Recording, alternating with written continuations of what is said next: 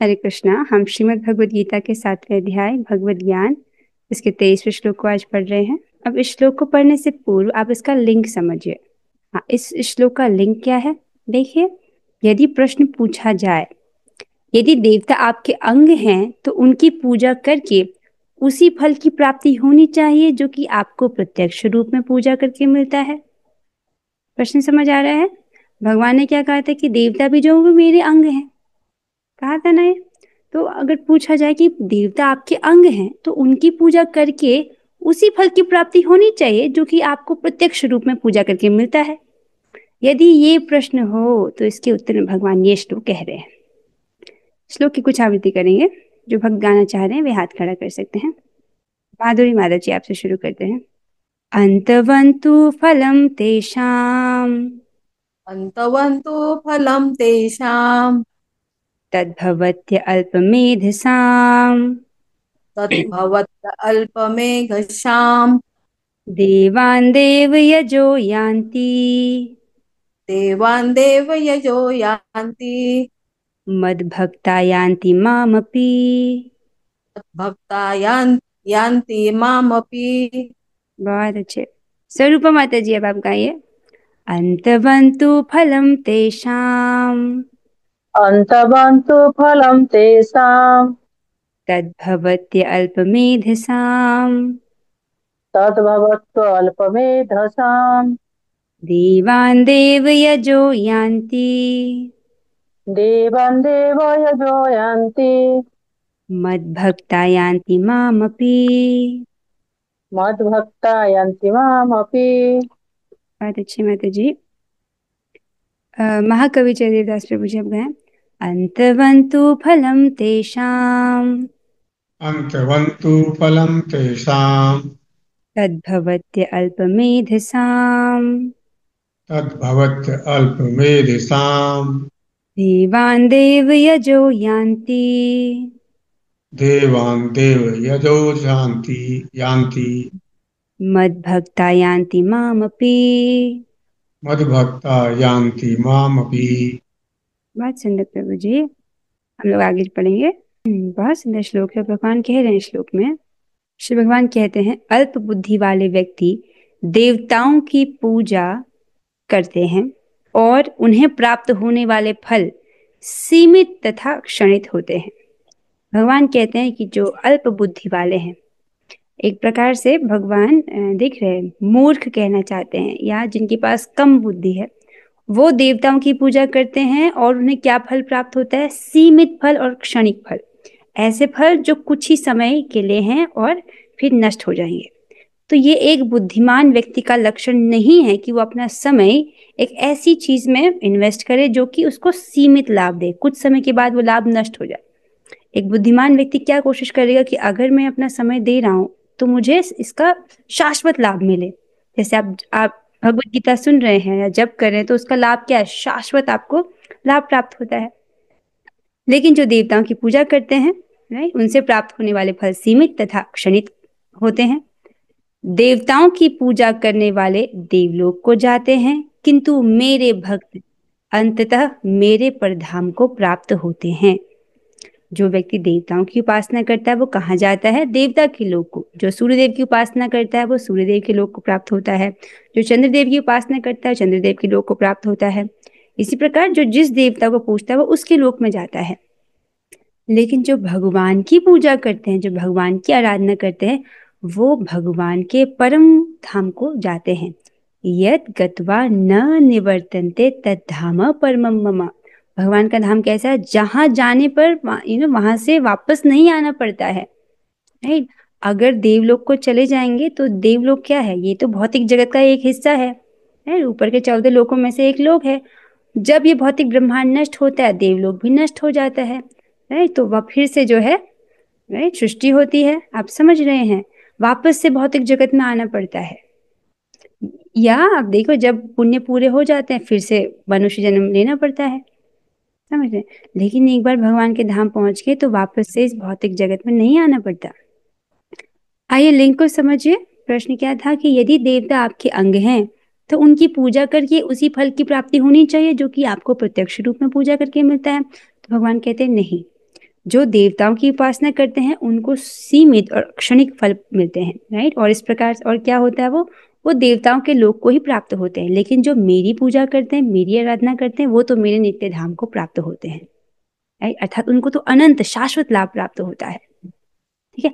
हालांकि जो देवताओं के द्वारा जो फल दिया जा रहा है वो भी भगवान के ही, राइट, भगवान की अध्यक्षता में दिया जा रहा है, भगवान द्वारा ही प्रदत्त है, आप समझ रहे हैं। लेकिन वो फल कैसा है, क्षणिक है। क्यों? क्योंकि जो देव उपासक है वो अल्प बुद्धि वाले हैं, वो इस प्रकार से नहीं समझ रहे हैं कि देवता भगवान के अंग है। वो क्या समझते हैं कि देवताओं, राइट, जैसे कृष्ण का अलग डिपार्टमेंट है और देवताओं का अलग डिपार्टमेंट है, राइट। वो समझते हैं कि जो देवता है, भगवान है, ये आपस में प्रतियोगी हैं, समझते हैं। प्रतियोगी मीन्स वो समझते हैं कि भगवान कृष्ण एक डिपार्टमेंट के हैं, शिव जी दूसरे डिपार्टमेंट के, दुर्गा जी दूसरे डिपार्टमेंट के, ऐसे समझते हैं। तो ये क्या है, उनकी अल्प बुद्धि है, इसलिए उनको जो फल है सीमित और क्षणिक ही प्राप्त होता है। समझ रहे हैं इस चीज को? ओके, आगे बढ़ेंगे हम, अन्वय को देखेंगे। तू अर्थात किंतु, तेषाम अल्पमेधसाम, उन अल्प बुद्धि वालों का, राइट, जिनके पास कम बुद्धि, अल्प मीन्स थोड़ा, तत्फलम, वह फल अंतवत नश्वर है, राइट। जो देवताओं के द्वारा जो फल उन्हें प्राप्त होता है, देव उपासकों को, वो फल नश्वर है, क्षणिक है, कुछ समय के लिए है। देव यज्ञ, देवताओं को पूजन करने वाले देवान, देवताओं को यान्ति, प्राप्त होते हैं। भगवान फल बता रहे हैं कि जो व्यक्ति देवताओं की पूजा करता है वो देवताओं के लोक में ही जाता है। और मद भक्ता अर्थात मेरे भक्तगण माम अपि यान्ति, मुझे ही प्राप्त होते हैं। अर्थात जो भगवान की उपासना करते हैं भगवान के धाम को जाते हैं। अब देख रहे दोनों में बराबर, दोनों में देखिए, अगर आप प्रयास देखते हैं तो दोनों में अधिक प्रयास नहीं है। एक फल आपके पास, कोई इसको देवता को भी अर्पित कर सकता है, उसको उसका कितना फल मिलेगा, सीमित और क्षणिक। लेकिन वही फल आप भगवान को अर्पित करते हैं तो आपको कैसा मिलेगा, असीमित, ठीक है। भगवान की भक्ति मुश्किल कहाँ है, भक्तों के संग में तो आसान हो जाती है। आइए अब हम तात्पर्य की ओर बढ़ेंगे। अनुवाद और तात्पर्य कृष्ण कृपा मूर्ति श्री श्रीमद एसी भक्ति वेदांत स्वामी प्रभुपाद द्वारा। प्रभुपाद जी कितने सिंपल तरीके से बता रहे और बहुत सुंदर उन्होंने तात्पर्य लिखा है। ये कितना बड़ा भाग्य है हमारा कि हमको प्रभुपाद जी के तात्पर्य पढ़ने को मिलते हैं, वो भी रोज एक शुद्ध भक्त के द्वारा बोले गए, लिखे गए शब्द, राइट, जो हमको ठीक ठीक भगवद गीता को समझने में सहायता करता है। क्योंकि प्रभुपाद जी ने इसमें कोई भी स्वार्थपूर्ण व्याख्या नहीं लिखी है, यथावत जो कृष्ण कहना चाहते हैं वही लिखा है, इसलिए उनको बोलते हैं कृष्ण कृपा मूर्ति, वो कृष्ण की कृपा मूर्ति है। तो बहुत सुंदर प्रभुपाद जी ने तात्पर्य लिखा है। वे कहते हैं, भगवद गीता के कुछ भाष्यकार कहते हैं कि देवता की पूजा करने वाला व्यक्ति परमेश्वर के पास पहुंच सकता है, किंतु यहाँ यह स्पष्ट कहा गया है कि देवताओं के उपासक भिन्न लोक को जाते हैं जहाँ विभिन्न देवता स्थित हैं। ठीक उसी प्रकार जिस तरह सूर्य की उपासना करने वाला सूर्य को या चंद्रमा का उपासक चंद्रमा को प्राप्त होता है, इसी प्रकार यदि कोई इंद्र जैसे देवता की पूजा करना चाहता है तो उसे पूजे जाने वाले उसी देवता का लोक प्राप्त होगा। समझ रहे हैं इस चीज को? प्रभुपाद जी कह रहे हैं कुछ भाष्यकार, राइट, जो भगवद गीता की टीकाएं को लिख रहे हैं, ऐसे लोग क्या कहते हैं कि देखो, अगर आप देवता की भी पूजा करते हो तो भी आप भगवान के पास पहुंच जाओगे। लेकिन भगवान इस श्लोक में ये स्पष्ट कर रहे हैं, क्या स्पष्ट कर रहे हैं कि देवताओं के उपासक देवताओं के पास जाते हैं और मेरे उपासक मेरे धाम को प्राप्त होते हैं। तो ये बात स्पष्ट हो गई है। प्रभुपाद जी ने कुछ उदाहरण दिए, जैसे सूर्य की उपासना करने वाले सूर्य लोक को जाते हैं, चंद्रमा की उपासना वाले चंद्र लोक को जाते हैं, और कोई इंद्र जैसे देवता की पूजा करना चाहते हैं, इंद्र कौन है, सभी देवताओं के राजा है, तो उसे उसी देवता के लोक की प्राप्ति होगी। इसको समझ ही रहे होंगे, राइट। ऐसा नहीं है कि किसी भी देवता की पूजा करने से भगवान को प्राप्त किया जा सकता है। क्या ऐसा संभव है कि आप किसी भी बस में बैठ करके वृंदावन पहुंच जाओगे? नहीं ना, आपको डिसाइड करना पड़ेगा कि डेस्टिनेशन क्या है, उस हिसाब से आप बस लेंगे, फिर आप वृंदावन पहुंच सकते हैं। उसी प्रकार से ये जो पूजा की विधियां भी विभिन्न विभिन्न है, राइट। तो किसी की देवता की पूजा करने से हम भगवान को नहीं प्राप्त कर सकते, भगवान की ही भक्ति करनी होगी। भगवान के भक्त और भगवान के भक्त दोनों की हमको सहायता चाहिए। यहाँ पर इसका निषेध किया गया है क्योंकि यह स्पष्ट कहा गया है कि देवताओं के उपासक भौतिक जगत के अन्य लोगों को जाते हैं, किंतु भगवान का भक्त भगवान के परम धाम को जाता है। स्पष्ट है ये बात? देखिए, आप लोग को ये समझना बड़ा आसान लग रहा होगा कि हाँ, इसमें क्या है, हम लोग भगवान की भक्ति करते हैं, भगवान के धाम जाएंगे, और देवता लोग जो देवताओं की उपासना करते हैं, देवताओं के लोगों को जाएंगे। लेकिन इस जगत में लोगों को कहाँ पता है? देखिए आज भी नहीं, जो नव दुर्गा माता जी के इतने भक्त हैं, शिव जी के इतने भक्त हैं, देखो उनके अगेंस्ट मैं कुछ नहीं कह रही हूँ, बट अब ये देखिए ना, उनका कोई प्लान नहीं है इस भौतिक जगत से बाहर निकलने का। वो इसी जेल में रहना चाहते हैं सुखपूर्वक। आप समझ रहे हैं? सो थोड़ा इस चित्र को देखिए आप। जैसे यहाँ पर आपको ये जो ब्रह्म ज्योति दिखाई दे रही है, भगवान श्री कृष्ण है यहाँ पर, और ये महाविष्णु जी हैं, राइट, जो लेटे हैं। महाविष्णु, उनके आसपास जो है ये बहुत सारे ब्रह्मांड है। महाविष्णु कारण जल में लेटे हैं, कारण सागर में। तो अगर आप पूरा चित्र देखते हैं तो जो भौतिक ब्रह्मांड है वो एक बहुत छोटे सी जगह में, तो ये भौतिक ब्रह्मांड है। बाकी सब तो आध्यात्मिक चिन्मय व्योम है। वो कितना सुंदर है, ये तो हम कल्पना भी नहीं कर सकती कि वो कितना सुंदर है। वर्णन मिलता है कि वहां पर ऐसे वृक्ष जिसमें सब प्रकार के फल हैं। इस जगत में आम के पेड़ में आम का ही फल मिलता है, लेकिन बताया जाता है एक वृक्ष जिसमें सब फल है, सबका स्वाद है। ऐसे ऐसे पेड़ जिसमें, राइट, जो आपकी इच्छाओं को पूरा कर देते हैं, कल्प वृक्ष। वो हमारी कल्पना से भी परे कि ऐसी जगह कैसे होता है, पर ऐसा है। और 6 ऋतुओं का वन, मतलब ऐसा जंगल जहाँ पे सभी ऋतु हैं, पुष्प वन, फलों का वन, बहुत बहुत सुंदर वर्णन आता है। मैं तो उसको बोलने के योग्य नहीं हूँ अभी। हाँ, बात यहाँ आती है कि भौतिक जगत बहुत छोटी जगह में है। आप देख रहे हैं इसको। अब इसमें भी एक जो भौतिक ब्रह्मांड है, बहुत सारे ब्रह्मांडों में से एक बबल एक भौतिक ब्रह्मांड को दर्शा रहा है। तो उसमें भी एक छोटा ब्रह्मांड को अगर हम देखें, राइट, तो इस प्रकार से कि एक ब्रह्मांड के भीतर गर्भोदक जल के अंदर गर्भोदकशाही विष्णु जी लेटे हैं। उनकी नाभि से कमल निकला है जहाँ पर ब्रह्मा जी विराजमान है। तो ब्रह्मा जी जहाँ पर विराजमान है ये सत्य लोक है, अर्थात ब्रह्म लोक, जहाँ ब्रह्मा जी रहते हैं। मैं इसलिए तेज बोल रही क्योंकि मुझे पता है कि ये वाली यहाँ तक तो सबको बात पता ही है।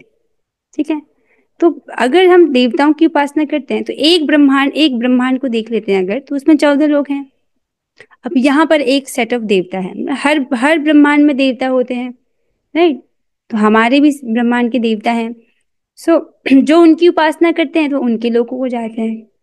कहाँ पे रहते हैं वो? जैसे यहाँ पे भूलोक है जिसमें हम रहते हैं, भूवर लोक जहाँ पर राक्षस और भूत रहते हैं। इसके ऊपर स्वर्ग लोक है जहाँ पर देवता रहते हैं। समझ रहे हैं आप? तो वहां पर जो उनकी उपासना करते हैं वो देवलोक को प्राप्त होते हैं, और उसमें भी विभिन्न विभिन्न प्रकार के तारतम्यता है। और जब उनका जो फल क्षीण हो जाता है, वापस से उनको पृथ्वी पर गिरना पड़ता है उनके उपासकों को। लेकिन जो भगवान की भक्ति करते हैं, देखिए वो पूरा ब्रह्मांड को पार कर जाते हैं। एक ही ब्रह्मांड को नहीं, यहाँ से ये जो जितने बबल्स हैं यहाँ से बाहर निकल के इस पूरे जितने ये भौतिक दिख रहा है आपको, ये यहाँ से बाहर निकल के भगवान के धाम को प्राप्त कर लेता है। ये बहुत बड़ी बात है कि आपको समझ आती है बात। हाँ, तो जो देवताओं के उपासक हैं, राइट, वो भौतिक जगत के अन्य लोगों को जाते हैं, किंतु भगवान का भक्त भगवान के परम धाम को जाता है। अब चाहे वो कोई भी देवता हो, सूर्य देव हो, शिव जी हो, गणेश जी हो, दुर्गा जी हो, या ब्रह्मा जी हो, कोई भी देवता हो। समझ रहे हैं ना? क्योंकि शिव जी स्वयं कहते हैं मुक्ति प्रदाता सर्वेशाम विष्णु रेव न संशय। विष्णु मुक्ति प्रदाता तो कौन है? विष्णु है, इसमें कोई भी संशय नहीं करना चाहिए। स्वयं शिव जी इसको कहते हैं। कुछ भक्त प्रश्न पूछ रहे हैं। देवता श्री भगवान के अंग हैं, ये किस श्लोक में बताया गया है? प्लीज बताएं। कल की क्लास में बताया गया था ये। आप एक कल का जो तात्पर्य उसको दोबारा से पढ़िए। उसमें प्रभुपाद जी भागवत का एक श्लोक कोट करते हैं, और उसमें प्रभुपाद जी कहते हैं कि भागवत में कहा गया है कि जो देवता है वो भगवान के अंग हैं। आप उसको श्रीमद् भागवतम के दूसरे स्कंद पुरुष सूक्ति इस अध्याय में पढ़ सकते हैं। ठीक है, पुरुष सूक्ति करके कुछ अध्याय का चैप्टर का नाम है। कल का तात्पर्य पढ़ लीजिए आप। हाँ, अभी आगे बढ़ते हैं। यहाँ पर यह प्रश्न उठाया जा सकता है कि यदि विभिन्न देवता परमेश्वर के शरीर के विभिन्न अंग हैं, तो उन सब की पूजा करने से एक ही जैसा फल मिलना चाहिए। प्रभुपाद जी भी इस बात को उठा रहे हैं। किंतु देवताओं के उपासक अल्पज्ञ होते हैं, क्योंकि वे यह नहीं जानते कि शरीर के किस अंग को भोजन दिया जाए। राइट, देवता की उपासना कर रहे हैं उनको भी एक फल प्राप्त होता है, राइट, और भगवान की जो उपासना करते हैं उनको भी फल प्राप्त होता है। तो वो फल एक जैसा मिलना चाहिए, क्योंकि देवता भी भगवान के अंग ही हैं, राइट। लेकिन कह रहे हैं कि जो देवताओं के उपासक हैं, अब क्योंकि उनकी ठीक समझावट नहीं है, वो समझते हैं कि देवता भगवान से अलग हैं, कोई कृष्ण से अलग इनका अस्तित्व है, विष्णु से अलग है कोई, इस प्रकार का सोचते हैं, इसलिए उनको अल्पज्ञ कह रहे हैं, राइट। क्योंकि वे नहीं जानते कि शरीर के किस अंग को भोजन दिया जाए। इनमें से कुछ इतने मूर्ख होते हैं कि वह यह दावा करते हैं कि अंग अनेक हैं, अतः भोजन देने के ढंग अनेक हैं। आप समझ रहे हैं, कुछ लोग सोचते कि अंग अनेक हैं, संकेत क्या कर रहे हैं, लोग सोचते हैं कि देवता अनेक हैं तो उनको भोजन देने के ढंग अनेक हैं। आप समझिए प्रभुपाद जी क्या संकेत कर रहे हैं, इसको समझिए, देखो, राइट। हमारे शरीर के अंग अनेक हैं, ठीक है, लेकिन संतुष्टि, राइट, संतुष्टि हो, शरीर में बल हो, शरीर हष्ट पुष्ट हो, इसके लिए भोजन आपको मुख को ही देना पड़ेगा। अंग अनेक है, इसका मतलब ये नहीं कि हम अलग अलग आंखों से भोजन को दें, कानों से भोजन को दें। आप समझ रहे हैं, जो देवता की उपासना कर रहे हैं उनको मूर्ख इसलिए कह रहे हैं भगवान, क्योंकि वो क्या कर रहे हैं, दूसरे अंगों से भोजन देने का प्रयास कर रहे हैं। आप समझ रहे हैं इस चीज को। उनमें से प्रभुपाद जी भी इनको डांट रहे हैं कि उनमें से कुछ इतने मूर्ख होते हैं कि वह यह दावा करते हैं कि अंग अनेक हैं, भोजन देने के अनेक ढंग हैं, किंतु यह बहुत उचित नहीं है। क्या कोई कानों या आंखों से शरीर को भोजन पहुंचा सकता है? वे यह नहीं जानते कि ये देवता भगवान के विराट शरीर के विभिन्न अंग हैं, और वे अपने अज्ञानवश यह विश्वास कर बैठते हैं कि प्रत्येक देवता पृथक पृथक ईश्वर हैं और परमेश्वर का प्रतियोगी है। इनको अल्पज्ञ इसलिए कहा गया है क्योंकि ये समझ नहीं पा रहे कि जो देवता है वो भगवान के अंग है, राइट। श्रीमद् भागवतम में भी इसका वर्णन आता है कि जब भगवान को विराट पुरुष के रूप में, राइट, बताया जाता है कि कैसे जो है देवता भगवान के अंग ही हैं। जैसे इंद्रदेव उनकी भुजाएं हैं, इस प्रकार से आता है, सूर्य उनके एक नेत्र है, चंद्र उनका दूसरा नेत्र है, इस प्रकार से बताया जाता है। अच्छा, तो यहाँ पर इंपॉर्टेंट बात समझने की बात ये कि ऐसे जो लोग हैं वो क्या सोचते हैं कि जो देवता हैं ये ईश्वर से अलग कोई व्यक्ति हैं, और क्या समझते हैं कि ये परमेश्वर का प्रतियोगी है। लोग सोचते हैं कि दुर्गा देवी अलग है विष्णु जी से, मतलब इस प्रकार से समझे, वो समझते हैं कि विष्णु जी का एक डिपार्टमेंट है, दुर्गा जी का अलग डिपार्टमेंट है, इस प्रकार से। जबकि कैसा है कि एक ही डिपार्टमेंट है, सब कुछ भगवान कृष्ण का है, सब उनके अंडर काम कर रहे हैं। जो ऐसा समझ रहा है उसकी सही समझावट है, जो ऐसा नहीं समझ रहा है उसकी समझावट ठीक नहीं है। आप ठीक आपसे समझ रहे हैं। ऐसे लोग क्या समझते कि सब देवता क्या है, ये भगवान के प्रतियोगी हैं, राइट। कृष्ण को और जो अनक देवता है उनको अलग अलग देख रहे हैं, जबकि सब देवता भगवान कृष्ण के ही सेवक हैं, ठीक है। अब प्रभुपाद जी एक इंटरेस्टिंग बात कहते हैं, वे कहते हैं न केवल देवता अपितु सामान्य जीव भी परमेश्वर के अंश हैं। क्या कह रहे, केवल देवता ही नहीं, तो सामान्य जीव हैं, आप और मैं, हम सभी जीव क्या हैं, भगवान के अंश हैं। भगवान ने कहा ना मैं सभी जीवों का, राइट, बीज प्रदाता हूं। सभी जीव क्या हैं, भगवान के अंश हैं। ममेवांशो जीव लोके जीव भूत सनातन, मेरे ही अंश हैं ये जीव। श्रीमद् भागवत में कहा गया है कि ब्राह्मण परमेश्वर के सर हैं, क्षत्रिय उनकी बाहें हैं, वैश्य उनकी कटी तथा क्षूद्र उनके पांव हैं, और इन सबके अलग अलग कार्य हैं। तो भागवत में भी बोला गया है कि ब्राह्मण भगवान के सर, राइट, इस प्रकार से क्षत्रिय और वैश्य और शूद्र का भी वर्णन है। क्षत्रिय को उनकी भुजाएं बोला गया है, राइट, वैश्य को उनकी कटी प्रदेश अर्थात कमर, और क्षूद्र अर्थात उनके चरण, ठीक है। और इन सब के अलग अलग कार्य हैं। एक समाज को ठीक से चलाए रखने के लिए जो भगवान ने वर्ण व्यवस्था बनाई है, राइट, कि सब मिलकर के जो है कार्य करें, राइट, जिससे भगवान संतुष्ट हो। ये जो वर्णाश्रम की व्यवस्था है इसका उद्देश्य क्या है, ये जो वर्णाश्रम है जिसमें 4 वर्ण है और 4 आश्रम है।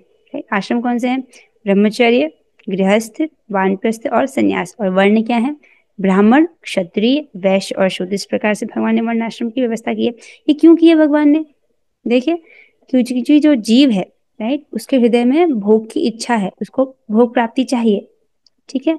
लेकिन भगवान ने वर्णाश्रम के सिस्टम बनाया ताकि वो यज्ञ करना सीखे, ताकि सब लोग मिल करके उसके गुण अनुसार, राइट, वो यज्ञ करना सीखे, जिससे उसको भोग की प्राप्ति भी हो जाए, उसके चित्त का शुद्धिकरण भी हो जाए, ठीक है। तो इस प्रकार से वर्णन आता है कि जीव भी जो है भगवान के अंश है। अब इससे आगे की चर्चा हम अगली बार करेंगे। यदि किसी भक्त का आज के सत्र से कुछ प्रश्न है तो आप पूछ सकते हैं अभी। इतना तो स्पष्ट है कि जितने भक्त यहाँ पर है वो बड़ी बुद्धिमान है, क्योंकि आप सीधे भगवान की शरण में आए हैं। ठीक है, ब्रजभूषण प्रभु जी, मुझे आपको कहना था कि आप बहुत अच्छा कर रहे हैं। मैंने देखा था एकादशी के दिन रात को जग जग करके आप जप कर रहे थे, हालांकि आपकी जॉब भी है, आपको इतना राइट स्ट्रगल करके आप करते हैं, बट फिर भी आपने बहुत अच्छा किया था उसमें, right. 48 rounds, this is very good Prabhu ji, very inspiring. अच्छा, आप माइक नहीं ऑन कर पा रहे हैं। हाँ जी प्रभु जी, कुछ कह रहे थे आप? हरे कृष्ण माता जी बुखार भी लग गया। अरे बाप रे, आपको बुखार भी हो गया। फिर भी मैं देखती हूँ आप जब जब जिम में लगे रहते हैं, चाहे बस में हो तब भी जब करते रहते हैं। Very inspiring Prabhu ji, thank you so much, हमेशा प्रेरणा देते हैं। और कुछ भक्तों को कुछ प्रश्न पूछने हैं। कांता माता जी, आप पूछिए। हरे कृष्णा माता जी, दंडवत प्रणाम। माता जी, मैं सुबह सुबह नहीं कर पाती, जब थोड़ा टाइम का वो है, बच्चे आते हैं, रात को ड्यूटी जाता है, एक शाम को सुबह जाता है, तो मैं दिन में कर पाती हूँ, आप सुबह जब भी सुबह नहीं कर कीजिए, पाती। आप जब भी, अभी आपने शुरुआत किया है ना, तो आप अभी आप देखो कहाँ भी, अभी जब शुरुआत करते हैं तो अपने स्केड्यूल में देखो जब आप कर पा रहे हो। लेकिन धीरे धीरे जब करेंगे तो आप नोटिस करेंगे कि सुबह जब आप जब करते हैं तो बेहतर होता है। फिर आप कोशिश करिए कि हाँ, सुबह तो में समय सुबह सब निकालें। हाँ, सुबह सब करते हैं ना, मैं उठ भी जाऊँ ना तो माता जी मुझे नींद आ जाती है। सुबह मैं देखती हूँ दूसरे प्रभु जी की क्लास में सब जपा करते हैं, आप भी होते हो, मैं एक ही माला कर पाती हूँ या दो, फिर मुझे नींद आ जाती है बैठे हाँ, बैठे, होता है, फिर मैं माता जी दिन में मेरे को भी नहीं बहुत करती। नींद आती थी, एक फेज होता है, सबको नींद आती है। आपका कुछ जॉब हरे वगैरह है, कृष्ण। ड्यूटी वगैरह, आपका कुछ ड्यूटी वगैरह में जाते हो आप? नहीं माता जी, एक बेटा ना रात शाम को जाता है 7 बजे, सुबह सुबह आता है 7 बजे, फिर उसका अच्छा, चाय तो पानी का आपको थोड़ी खाने का हो ड्यूटी पे जाता है। जाना है। अच्छा, आपको ड्यूटी पे नहीं जाना तो है, माता ठीक जी है ठीक। उनको खाना वाना करना होता है ना, फिर एक 12 बजे जाता है दिन में, वो रात को 12 बजे आता है, तो अच्छा ये अच्छा, थोड़ा टाइम का वो हो जाता है थोड़ा। अभी तो आप 16 नींद माला पूरी कैसे भी होती है। करो माता जी, अभी आपने शुरुआत किया ना, स्केड्यूल में कैसे भी समय निकालो। फिर जब आप कुछ दिन करेंगे फिर मैं आपको सुबह करने को कहूंगी। चलो ठीक है, अर्चना ठीक है, माता जी, हरे आपको कुछ कृष्ण माता पूछना जी। है? जी हरे कृष्ण माता जी, सबसे प्रणाम। हाँ जी माता जी, मेरा क्वेश्चन ये है, जो सारी मिक्स पूजा करते हैं उनका क्या होगा? अच्छा अच्छा, जो दुर्गा जी की भी कर रहे हैं, शिव जी की पूजा भी कर रहे हैं, कृष्ण का भी कर रहे हैं, ओके हाँ, फिर उनका क्या होगा? हो गया। हाँ जी हाँ जी, मैं समझ रही हूँ, मैं समझ रही हूँ। आपका प्रश्न बहुत अच्छा है। अर्जुन जी भी इस प्रश्न को उठाते हैं 17वें अध्याय में, कि जो शास्त्र नहीं पढ़ रहे लेकिन अपनी लाइक श्रद्धा पूर्वक कर रहे हैं कुछ कुछ पूजा पूजा, लेकिन शास्त्र के अनुसार नहीं कर रहे, उनकी क्या गति है। बहुत हाँ अच्छा जी। प्रश्न आपने पूछा है। एक तो बात माता जी ये है कि देखिए, उन ऐसे जो भक्त हैं, उनकी जो भक्ति है वो व्यभिचारिणी भक्ति है। व्यभिचारिणी भक्ति को उतना अच्छा नहीं माना जाता। व्यभिचार समझते हैं, एक स्त्री जिसका जिसका संपर्क बहुत से पुरुषों से है, तो वो अच्छा नहीं है। उसी प्रकार से एक भक्त जो जिसकी निष्ठा फिक्स नहीं है किसी भी एक में, राइट, उसका ऐसी भक्ति को अच्छा नहीं माना जाता। उसको शास्त्र की भाषा में अल्पज्ञ ही कहेंगे, कि अभी वो मूर्ख है, उसको समझ नहीं आया है ये। ठीक है, शास्त्र हमको कहता है कि चाहे कोई भी इच्छा हो, आपको भगवान की शरण में जानी चाहिए। ठीक है, अगर मान लो वो देवताओं की पूजा कर रहा है तो उसकी भौतिक इच्छाएं पूरी होंगी, उसको इस जगत में भोग मिलेंगे। भगवान की पूजा कर रहा है तब उसको कुछ आध्यात्मिक लाभ मिलेगा। चैतन्य चरितमृत में बोला जाता है कि ऐसा जो व्यक्ति है वो विरोधाभास वाली इच्छाओं से युक्त है, कि जब वो देवताओं की पूजा करता है तो मतलब उसको वेस्ट में जाना है, और भगवान की पूजा करे तो ईस्ट में जा रहा है, तो उसको खुद पता नहीं किधर जाना है। आप समझ रहे हो, उसको ऐसी स्थिति है। तो पहले उसको भक्तों की संगति में आके प्रचुर मात्रा में श्रवण करना चाहिए। ठीक है, वरना वरना वो इस भौतिक संसार में फंसा ही रह जाएगा। ठीक है, समझ रहे, यही गलती है कि अगर हम देवताओं की उपासना करते हैं, इस प्रकार से मिक्स्ड श्रद्धा वाले रहते हैं, तो इधर ही फंसे रह जाएंगे। और यहाँ से निकलने के लिए एक चीज बहुत आवश्यक है कि हम समझ जाएं कि मुक्ति प्रदाता सर्वेशाम विष्णुरेव न संशय, की जो मुक्ति प्रदाता है वो भगवान कृष्ण है, विष्णु है, उनके अलावा और बेसिकली इसमें कोई संदेह नहीं करना चाहिए। ठीक है, आपको प्रश्न का उत्तर मिल गया माता जी? थैंक यू माता जी, सो मच, हाँ, थैंक यही यू। फंसा रह जाएगा 84 लाख में ही, यूनियन में। बात इसमें भी मतलब बहुत बताया जाता है कि जैसे कोई रजोगुणी पूजा कर रहे हैं, जिसमें 3 प्रकार की पूजा होती है, सतोगुणी, रजोगुणी, तमोगुणी, उस प्रकार से उनको थोड़ा बहुत फलों में चेंजेस प्राप्त होते हैं, लेकिन मिलता क्या है, यही भौतिक संसार। ठीक है, इसके साथ हम आज हुई चर्चा को यहाँ पर विराम देंगे। आइए अब हम 3 बार हरे कृष्ण महामंत्र कहेंगे। आप अपने माइक ऑन कर लीजिए। हरे कृष्णा कृष्ण कृष्णा हरे हरे, हरे राम राम राम हरे हरे। हरे कृष्णा कृष्ण कृष्णा हरे हरे, हरे राम राम राम हरे हरे। हरे कृष्णा कृष्ण कृष्णा हरे हरे, हरे राम राम राम हरे हरे। श्रीमद् भगवद गीता की जय, श्री प्रभुपाद की जय। हरे कृष्णा।